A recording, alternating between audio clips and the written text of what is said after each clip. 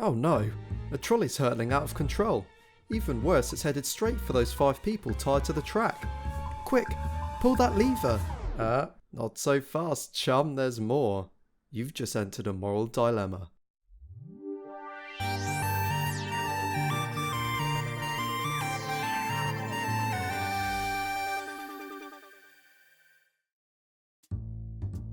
By pulling the lever, you'll switch the tracks where a single person is tied. Sounds like the better option, right? Talking objectively, a majority of viewers would say the same thing. What happens if we take away the track with the one person on completely and place a fat man on a bridge whom you can say with 100% certainty is heavy enough to stop the track from hitting the 5 people, but will result in his own death? Should you push him? Now the majority say no. Still unchanged.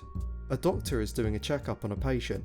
Everything's fine, but he notices the man has a set of extremely rare organs which would cure 5 sick people with 100% certainty. They will die if he does nothing. Should he kill the man and harvest his organs? It's getting all very confusing, and you might find yourself getting conflicted between what is right and wrong.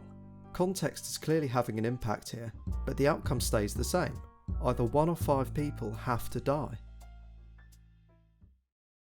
The 2 conflicting theories of philosophy here are utilitarianism, the less suffering the better, and Kantianism, as long as you mean well, it is well. A utilitarian, for the most part, would look at it quite practically. 5 deaths, and by extension the suffering of those individuals' loved ones, would be considered ethically worse than the suffering of one person's death. Kantianism, however, doesn't think the rightness of the act depends on the immediate consequences. A Kantian would act on universal maxims. Putting it another way, they say, what would the world look like if everyone did X? And in our case, if everyone murdered, that would make a horrific world full of suffering and death. A Kantian knows that murder's wrong, therefore by pulling the lever they're doing something undeniably bad.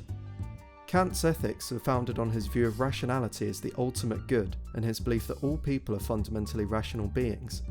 But what about beings that don't come with rationality? What about robots? It's important that we get on equal terms with one another before we start programming robots to make decisions. A robot car might find itself in a situation where it has to either swerve and kill a pedestrian, or swerve and crash, killing the 5 people in the car. Anyway, Thoughty, time to make that decision.